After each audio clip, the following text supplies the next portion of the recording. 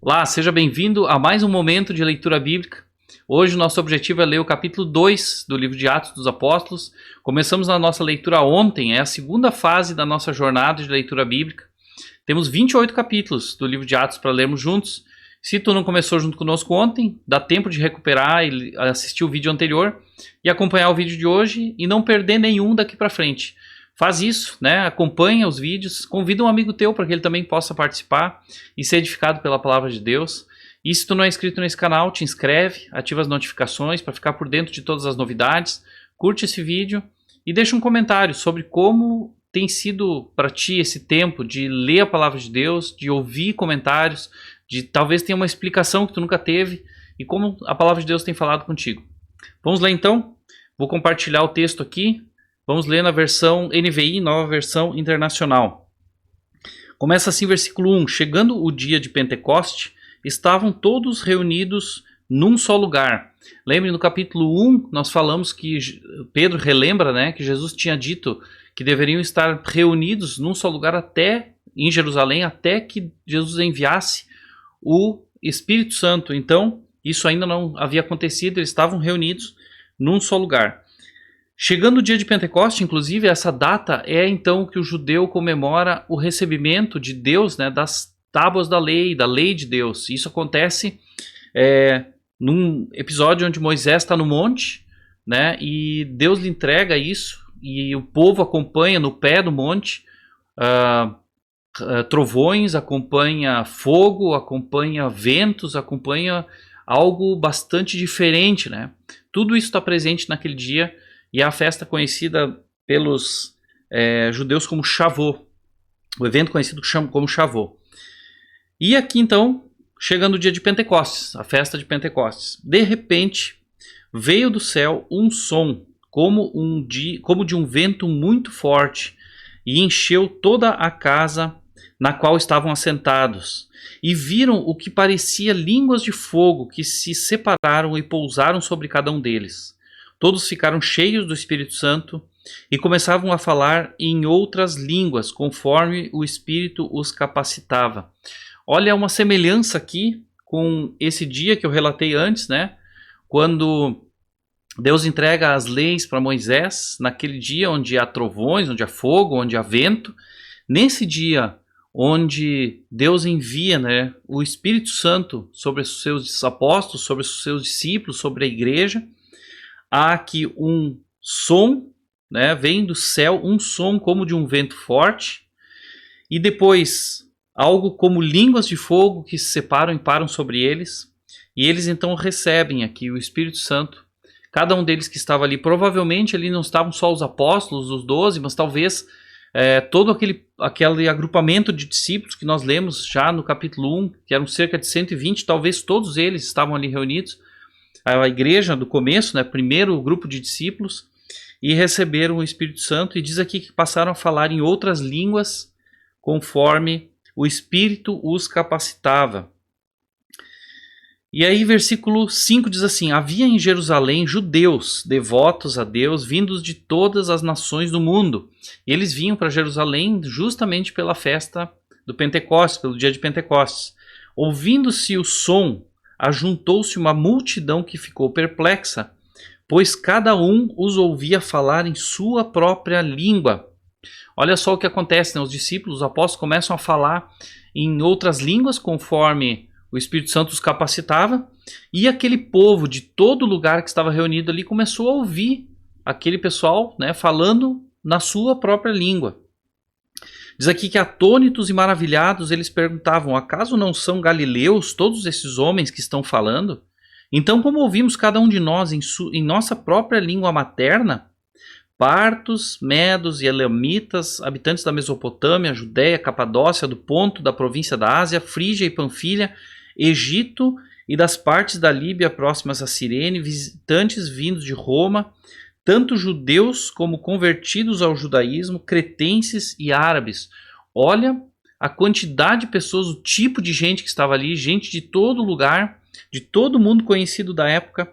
Todos que estavam ali, né, judeus ou convertidos ao judaísmo, estavam ali para a festa de Pentecostes, mas ouviram agora falar no seu próprio idioma sobre o que qual era a pregação da igreja sobre Jesus ressuscitado, sobre Deus, sobre Jesus, e ouviam falar na sua própria língua.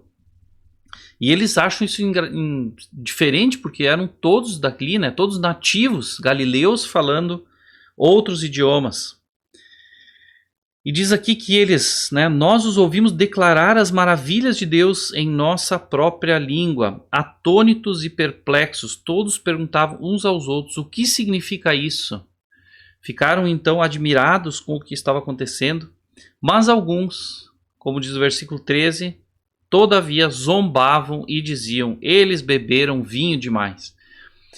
Nós vamos ver gente, né, nessas situações que ficam surpresos, perplexos como esse povo. Vamos ver gente que ouve e crê, e vamos ver gente que está zombando, que não dá bola, né? E aqui não é diferente. Pedro, então, depois desse episódio, Pedro toma a palavra. A partir do versículo 14, nós vamos ver aqui um discurso de Pedro e a primeira pregação dos apóstolos, né? A primeira pregação da igreja primitiva. Então Pedro levantou-se com os 11 e em alta voz dirigiu-se à multidão. Homens da Judéia e todos os que vivem em Jerusalém, deixe-me explicar isso. Ouçam com atenção. Esses homens não estão bêbados, como vocês supõem. Ainda são 9 horas da manhã. Ao contrário, isto é o que foi predito pelo profeta Joel. Vou só dar uma parada aqui, porque olha só, aconteceu algo maravilhoso ali, diferente, fantástico, né, que chamou a atenção daquele povo, algo extraordinário, que era um sinal que Deus havia permitido, né, para chamar a atenção daquele povo e para que todos ouvissem falar do evangelho, das maravilhas de Deus, como eles mesmos falaram, em sua própria língua e fossem indesculpáveis, né, recebessem a palavra de Deus naquele lugar e pudessem tomá-la para si e talvez quando voltasse para sua casa, para sua cidade natal, compartilhar, né, aquilo que ouviram. E após esse evento diferente, fantástico, há uma oportunidade de testemunho. Então, o sinal aqui concedido por Deus sempre abre uma oportunidade, sempre é um ensejo para a pregação da palavra. Então, Pedro não perde a oportunidade. E ele diz... Não estão bêbados, ao contrário, isto é o que foi predito pelo profeta Joel, e ele vai aqui citar o Antigo Testamento, que era a Bíblia que eles tinham, tudo que eles tinham acesso naquela época. Nos últimos dias, diz Deus, derramarei do meu espírito sobre todos os povos.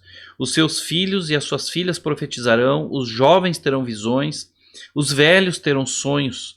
Sobre os meus servos e as minhas servas derramarei do meu espírito naqueles dias, e eles profetizarão. Mostrarei maravilhas em cima no céu e sinais embaixo na terra, sangue, fogo e nuvens de fumaça. O sol se tornará em trevas e a lua em sangue antes que venha o grande e glorioso dia do Senhor. E todo aquele que invocar o nome do Senhor será salvo. Pedro faz aqui uma conexão com uma profecia de Joel, dizendo, olha, chegou esse dia que foi profetizado. Houve o derramamento do Espírito Santo sobre todos, né? Todos aqueles que... Diz aqui dos seus filhos, né? Filhos, filhas, todos eles receberam o Espírito Santo e diz aqui que agora isso antecederia, né, os últimos tempos, tudo que fala ali que iria acontecer, e diz, e todo aquele que invocar o nome do Senhor será salvo. E aí agora Pedro passa a explicar isso e diz, israelitas, ouçam essas palavras, Jesus de Nazaré foi aprovado por Deus diante de vocês por meio de milagres, maravilhas e sinais que Deus fez entre vocês por intermédio dele, como vocês sabem. E ele, né, confirma dizendo, olha, vocês sabem disso, vocês viram isso, ouviram falar disso. Este homem foi entregue por propósito determinado e pré-conhecimento de Deus, e vocês, com a ajuda de homens perversos, o mataram, pregando-o na cruz.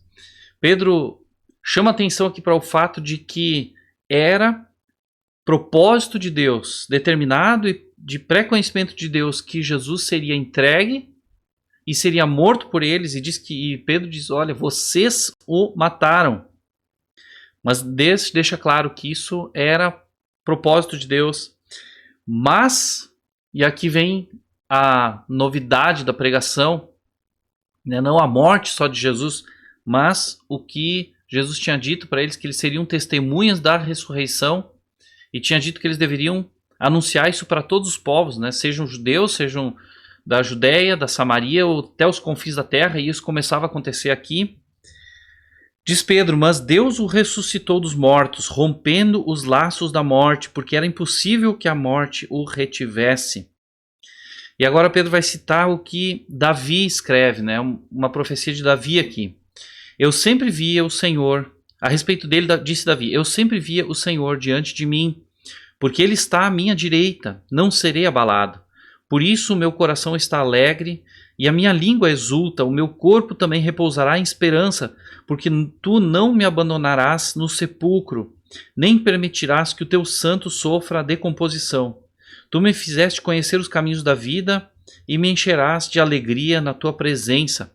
Aqui Pedro cita esse texto de Davi, a gente vai ver logo em seguida por que ele cita Davi, mas esse texto faz referência à ressurreição de Cristo quando diz: porque tu não me abandonarás no sepulcro, não me permitirás que o teu santo sofra decomposição. Jesus ficou no túmulo de sexta até domingo, do sepultamento até a ressurreição. O seu corpo não foi decomposto, o seu corpo não sofreu decomposição.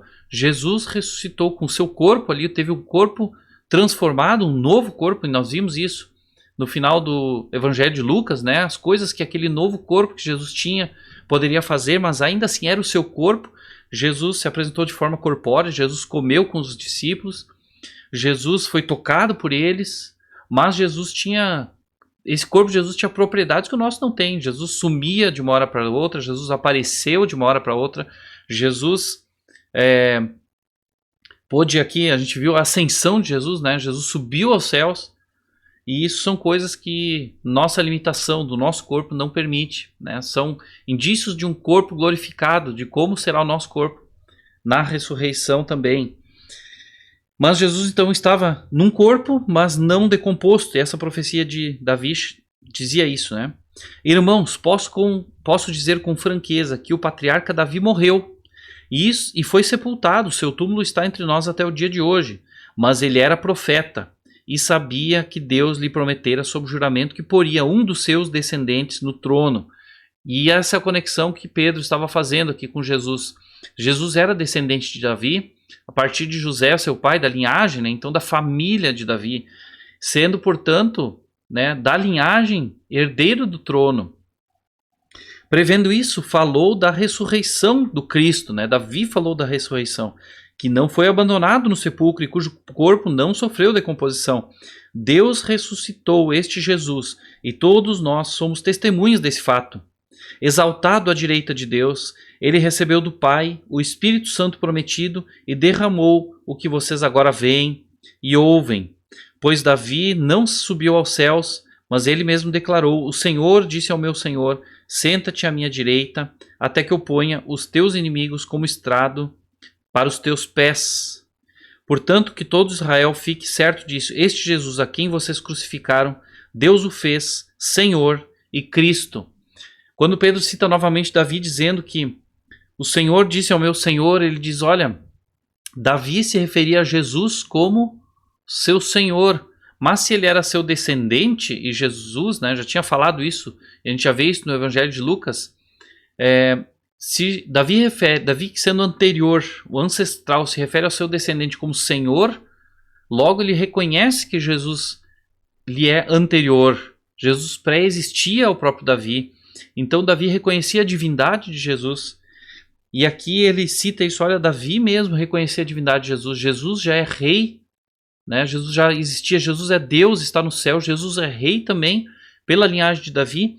E aqui diz que Deus o fez Senhor e Cristo. Diz aqui que Jesus é Deus. É isso que Pedro está pregando. É isso que Pedro está pregando. E aí diz aqui, quando ouviram isso, ficaram aflitos em seu coração e perguntaram a Pedro e aos outros apóstolos, irmãos, que faremos? Olha como chega, né, essa pregação cheia do Espírito Santo, chega no coração daquelas pessoas e causa aqui uma aflição, né, diz que eles estavam aflitos em seu coração, e essa aflição, né, pelo peso do pecado, pelo peso daquilo que eles reconhecem em si. E eles dizem o que nós devemos fazer. E aí vem a pregação. de arrependimento aqui para perdão dos pecados. Pedro diz: arrependam-se e cada um de vocês seja batizado em nome de Jesus Cristo para perdão dos seus pecados e receberão o dom do Espírito Santo. Pois essa é a promessa, pois a promessa é para vocês, para os seus filhos e para todos os que estão longe, para todos quantos o Senhor, o nosso Deus, chamar. Pedro diz então: arrependam-se, sejam batizados em nome de Jesus, arrependam-se, né? É Jesus que perdoa pecados, né?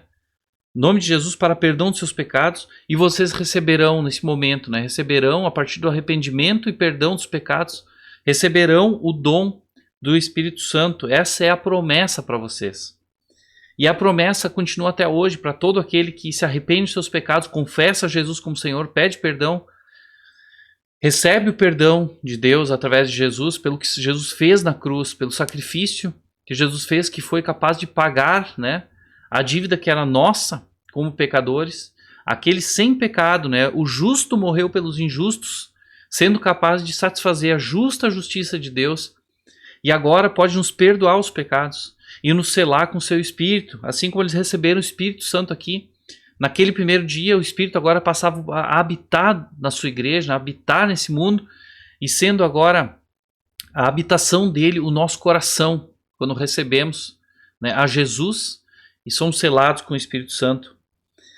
E isso Pedro anunciou para eles aqui e diz que com muitas outras palavras os advertia e insistia com eles: salvem-se dessa geração corrompida. E os que aceitaram a mensagem foram batizados, e naquele dia houve um acréscimo de cerca de 3.000 pessoas.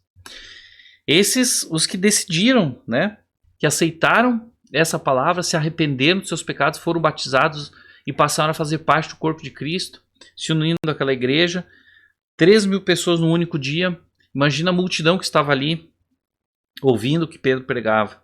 Versículo 42. Como vivia essa igreja então? E eles se dedicavam ao ensino dos apóstolos e à comunhão, ao partir do pão e às orações.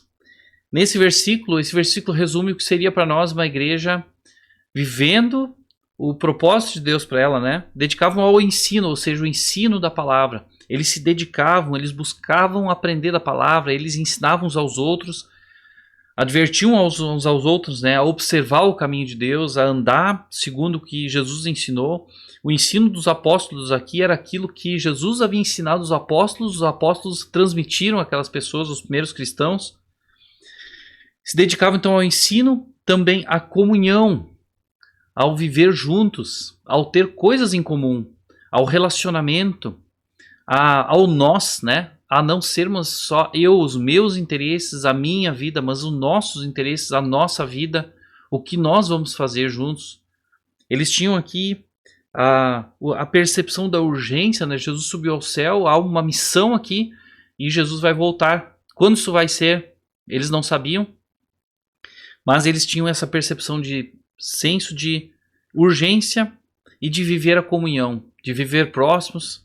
E diz também ao partir do pão, repartindo aquilo que eles tinham, tendo coisas em comum, né, satisfazendo as necessidades uns dos outros, sendo generosos. E também as orações, né? Viviam uma vida de oração, buscando a direção de Deus, a vontade de Deus, intercedendo uns pelos outros. Diz no versículo 43, todos estavam cheios de temor, e muitas maravilhas e sinais eram feitos pelos apóstolos. Os que criam mantinham-se unidos e tinham tudo em comum, vendendo suas propriedades e bens, distribuíam a cada um conforme a sua necessidade. Mostra aqui de novo a questão de viver em comunidade, viver em comum, de não ter as coisas como exclusivamente suas, mas compartilhar das necessidades, né? E suprir as necessidades uns dos outros, ser generosos. Todos os dias continuavam a reunir-se no pátio do templo, partiam o pão em casa e juntos participavam das refeições com alegria e sinceridade de coração. Se reuniam no pátio do templo e também nas casas, uns com os outros, participando com alegria, né? E sinceridade de refeições. Não havia hipocrisia entre eles, mas sim um desejo genuíno de estar juntos, né? E viver em comunidade. Louvando a Deus e tendo a simpatia de todo o povo. Apesar da perseguição que se iniciava, a igreja contava com a simpatia do povo. As pessoas olhavam para aquela igreja, para aquelas pessoas que viviam desse jeito e certamente pensavam, puxa, como eu gostaria de estar ali, como eu gostaria de viver isso também. E contavam então com a simpatia do povo. E o Senhor lhes acrescentava diariamente os que iam sendo salvos. As salvações não pararam, né, naqueles 3.000. A cada dia, diz aqui, o Senhor acrescentava mais pessoas a essa comunidade. Não só para participar dessa comunidade, que nós vamos ver nos próximos capítulos que pouco a pouco muitas coisas acabavam acontecendo que tiraram, que entraram nessa comunidade, né? Que essa sinceridade e essa alegria genuínas, né, que muitas vezes começa a ser objeto, né, de desejo de algumas pessoas, e todos querem viver isso, mas talvez por motivos errados. E vamos ver nos capítulos à frente como isso começou a entrar na igreja também, pessoas que começaram a desejar viver coisas que a igreja vivia, mas sem um coração transformado, sem de fato ter algo que vem de dentro, né? A igreja aqui, ela ganhava a simpatia do povo e também pessoas iam sendo salvas pelo seu próprio testemunho, mas isso era consequência do que ela de fato vivia. Não era pelo fato de viver aquilo que as pessoas viveriam, a alegria interior. Muito pelo contrário. O arrependimento, o perdão de pecados e a paz que Jesus trouxe, o Espírito Santo habitando nelas, fazia elas transbordarem isso na vida. Isso se alastrava na vida de comunidade. E que esse desejo, a forma como essa igreja vivia, a forma como esses cristãos viviam, possa também motivar a nossa vida, né? Vivemos uma vida aqui de se dedicar ao ensino, né, dos apóstolos, a aprendermos da palavra para também podermos ensinar outros, não só para saber mais, mas para poder viver mais e ensinar mais. E também vivermos a comunhão, né, uma comunhão verdadeira, uma comunhão onde tudo realmente temos em comum, e vivemos essa generosidade que eles viviam, e também uma vida de oração, buscando de Deus direção para cada dia. Isso possa nos inspirar.